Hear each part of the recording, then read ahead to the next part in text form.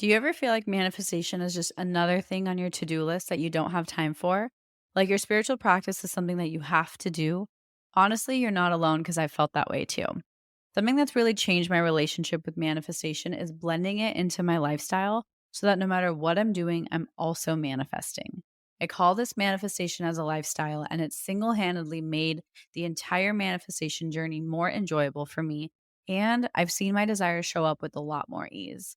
Manifesting as a lifestyle has made manifestation go from feeling like a task to something I just naturally do because it's who I am. If you'd like to learn more about this, I've created a step by step guide for you. I'll link it in my show notes so you can check it out.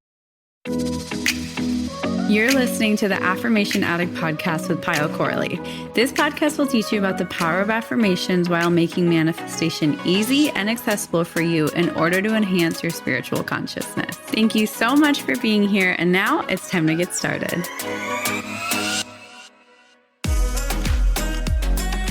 Hi, everyone, and welcome back to the Affirmation Addict podcast. Today, I am talking about one of my favorite topics, which is manifestation as a lifestyle.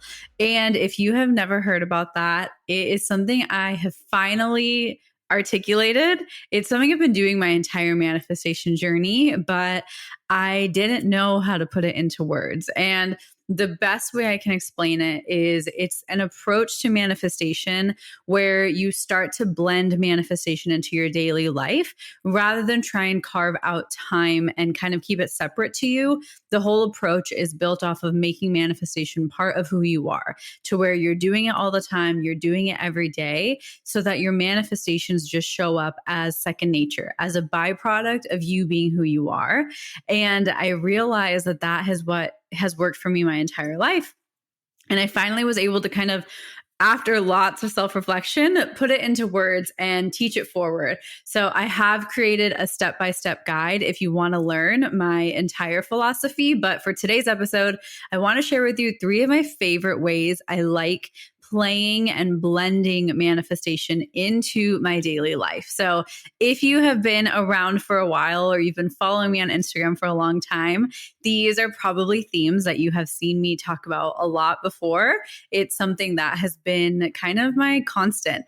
And I'm excited to dive a little bit deeper. I don't think I've ever formally recorded a podcast episode explaining like my thought process behind these things. So I'm excited for this one. One thing I want to say though, with manifesting as a lifestyle, it's not as necessarily like simple as like, let's just say affirmations over our food. My philosophy and my approach has been very much so helping you get to the root of what it is that you're manifesting.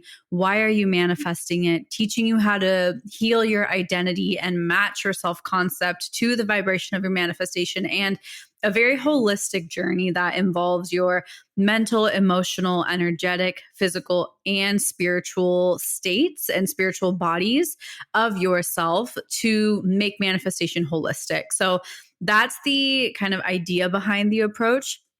But I've kind of compiled everything into one huge guide that every single day you get an action plan and you're taught how to rebuild your manifestation experience from the beginning. And whether you're a beginner or you're a pro, this guide is probably something you haven't seen before, because it is so holistic and so actionable. That's one thing I struggled with for a really long time. Was everyone kept talking about surrender and embody your higher self. And I was just like, what does that mean? And it felt so hard to actually practice a lot of the different tools that people would mention, like sending energy. How do I visualize? So I take the time and walk you through and guide you with how to actually practice these tools on the most abstract kind of manifestation principles. So I have poured everything into this guide. You have probably heard me talk about it. It is on sale right now, so feel free to grab it. I'll put the link in the show notes, but listen to this episode if you're curious about what I mean by manifesting as a lifestyle. However, one of the biggest approaches and keys to properly manifesting as a lifestyle is doing that foundational work that I'm talking about. And that foundational work is what I walk you through in the guide. So try not to skip out on it if you're really serious about implementing this type of technique into your manifestation journey. So, how do I manifest as a lifestyle?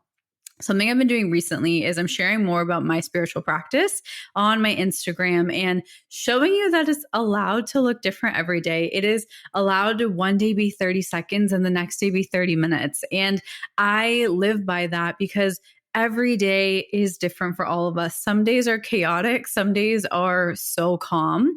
And I think that is so important to acknowledge and be able to be flexible in your practice in that way. And so for me, realizing that my spiritual practice, my manifestation practice has always been something that is so flowy and fluid, but my core value and the core approach has always been the same.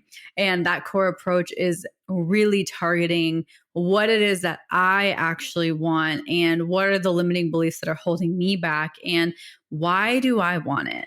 And that takes so much peeling back of layers and self-reflection, but it's probably one of the most powerful things you can do. And once you know what you are manifesting, why you're manifesting it, you're not even like nervous because you have such clarity. You're not even nervous on whether or not it's going to manifest, and the journey becomes so fun for you. So my top 3 ways I like manifesting in my lifestyle, I'm going to dive into each one of them. And what I mean by manifesting as a lifestyle is I blend my manifestation practices and techniques into things I'm touching every day, because sometimes it's hard for me to sit and meditate. Sometimes I can't write my affirmations or look in the mirror and do my practice. And blending manifestation into my day-to-day life has made it easier. Is it the only thing I do? No. Some days I do sit aside, but often we have busy lives, especially when you're traveling or it's the midst of holiday season or you're working and you have kids. Like, life can get busy, but that doesn't mean that you shouldn't be able to manifest. That's my philosophy. And so hopefully these little tips can help you. So the first thing I love blending manifestation into is my food. So you guys know this. I am such a big foodie. I literally grew up watching cooking shows, and I still watch cooking shows in my free time. I watch baking shows. I watch all the little cooking shows. I know so much about cooking and food that it's not even funny. And basically, ever since Tom and I have been together, he loves food. He loves eating, and I love cooking. And so I infuse affirmations or intentions that we're working on, or I connect to the energy of our desires and infuse that into our food, because so many different layers to this. But one, you're eating hopefully 2 to 3 times a day. So I think that's such a nice way to reconnect really quickly and reset your intentions. And 2, if you're cooking your food, you can easily infuse affirmations into it, or right before you're about to eat, you can kind of put your hand over it or just mentally set an intention that as I eat this food, my vibration is raising, or something more specific that's catered to your desire.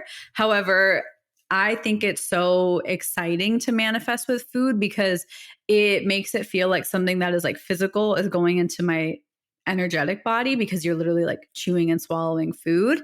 So I think it is such a fun way. So I always play with the energy of my food, with my water. Liquids are really fun to play with too, like your morning coffee.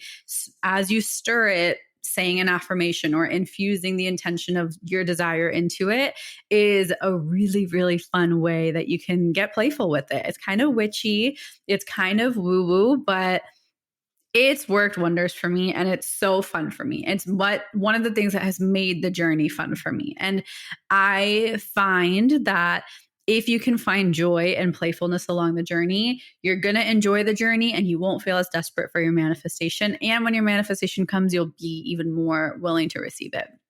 So with food, that's one aspect, which is just infusing my affirmations, infusing the thoughts, infusing how I am changing as I'm eating the food.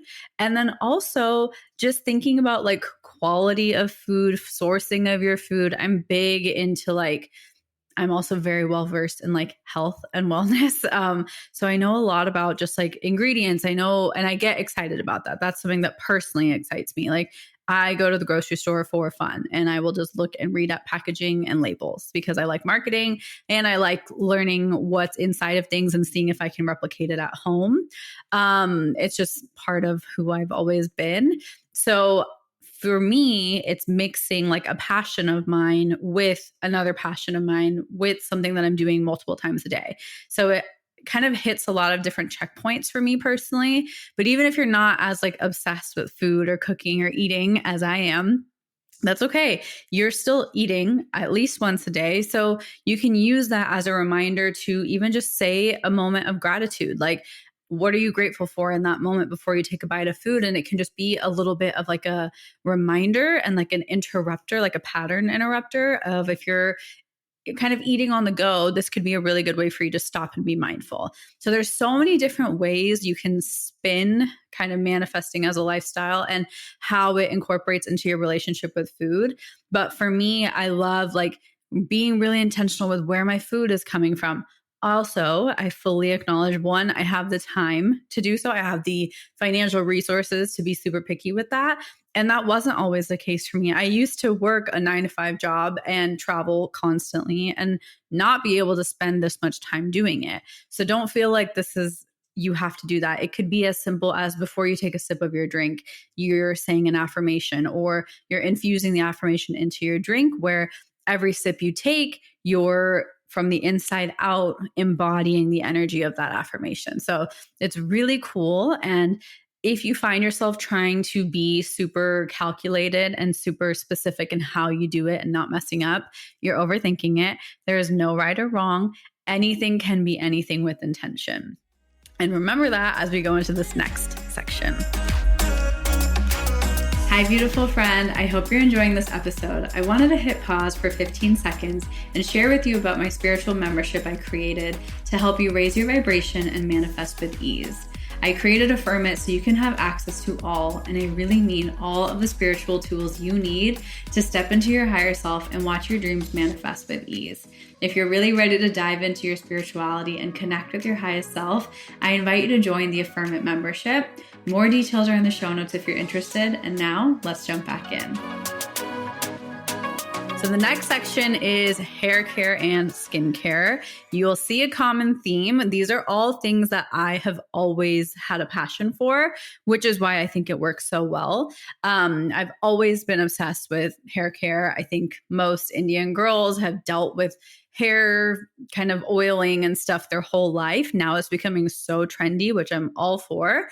So when I oil my hair about every week. So when I'm oiling my hair, as I'm oiling my hair, I'll get creative and I'll be like, okay, the oil is seeping into my scalp, which is near my third eye.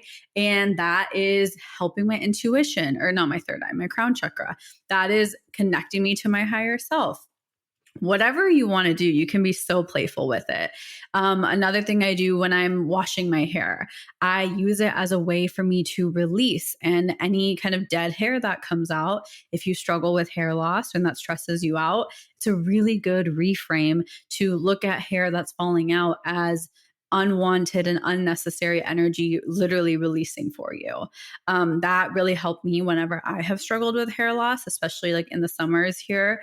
My hair just sheds more. And so when I sometimes get stressed about that, this becomes a super helpful way for me to be like, I'm releasing, and a really good reframe that helps me stop over stressing on it. And with hair, once again, I love going deeper into where are my ingredients coming from? Where is the product coming from? What's like the mission behind these products? You can go so granular into these things, but it depends on your excitement for it. If it's just something you're interacting with, like when I'm braiding my hair, I'm like, oh, I am organizing my thoughts as I'm braiding my hair. So you can just have mini mindful moments with things that you're already doing. If I am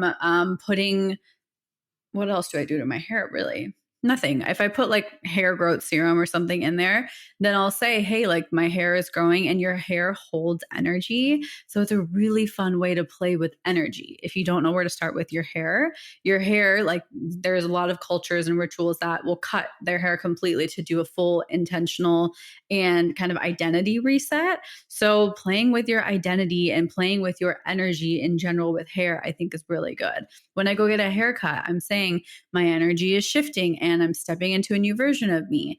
And it's such a fun way to play with something that I'm interacting with daily. Same with skincare. You can get creative with the steps of your skincare process. So, like when you're cleansing your face, you can cleanse your energy. When you are hydrating your face, you can be hydrating and nourishing your soul. When you're massaging your face, you can be massaging out things that don't serve you. Or you can just infuse affirmations of self love, I think, into skincare. I think we can be really hard on ourselves about what our skin looks like and what we look like in general. Your skin is your biggest organ. So if you don't know where to start with your skin, focus on self love, focus on accepting yourself as you are, finding beauty in yourself as you are. We are all divinely beautiful, and look at that and enjoy that and embrace the beauty in which who you are and as you are. So that's been something really powerful for me to change the way I see myself, is playing with affirmations into my skincare, whether it's just about my self-worth or if it's about something very specific that I'm working on or manifesting.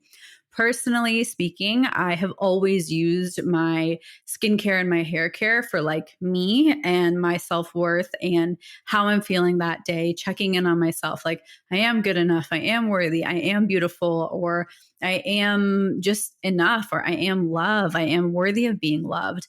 That has been probably the most constant for hair care and skincare, but maybe you have a very specific goal. You're welcome to infuse certain intentions for that specific desire. But I've always used it for like me and me, like my relationship with myself for me, because it's something I've always loved. If you put on a lot of face masks, infuse a certain affirmation into a face mask before you put it on your face. It's on your face for 10 minutes. Let your skin, let your body soak that up. It's so fun. I hope you don't think I'm like crazy as I'm explaining this. It feels so second nature to me because this is something I've really done my whole life. And explaining it and kind of logically explaining it feels a little insane and feels too simple and like too childlike. But I really fundamentally believe that blending my manifestation practices into my micro moments throughout my day has fully shifted my vibration. And lastly, the one I'm going to touch on, the third area I love manifesting with is my clothes, for multiple reasons. One, how you show up, what you're wearing, I think makes you feel a certain way. You guys know me, I am wearing loungewear most of the time. I love being comfortable. For me, like, comfort and cozy and homey is the vibe I'm currently going for. Some people want to get like super dressed up and wear like high heels and like fancy dresses. If that's like the energy you're stepping into, oh my God, go for it. Like, that is beautiful for you. But for me, it's like the idea of ease and relaxation and rest, because for so much of my life, I wasn't in that state. I wasn't in a state of rest. I was constantly on the go. I was constantly wanting more. I was constantly hustling. So for me, peace, ease, and relaxation is wearing my comfy clothes, wearing my loungewear. The max I'll do on my day-to-day is like wear a matching loungewear set because I like matching and I think that's cohesive. But other than that, like, think about what is the energy and how do your clothes make you feel? Sometimes like certain clothes like don't make you feel very good. Dig deeper. Why? It might not just be because physically, but maybe energetically it's off in what you're actually manifesting. For me, like love wearing robes because it just makes me feel very feminine, and I love doing like my skincare in robes. So that is something, an item of clothing that I absolutely love. And when I'm wearing a robe, I feel like I'm in my goddess feminine like era. And I love that for myself. And it's so fun. And I really tap into that energy. So that's one way with clothes. The other way with clothes that's so fun is colors. I wear a lot of neutral colors. I am working on adding more colors that I'm drawn to, but I still have like a more neutral palette.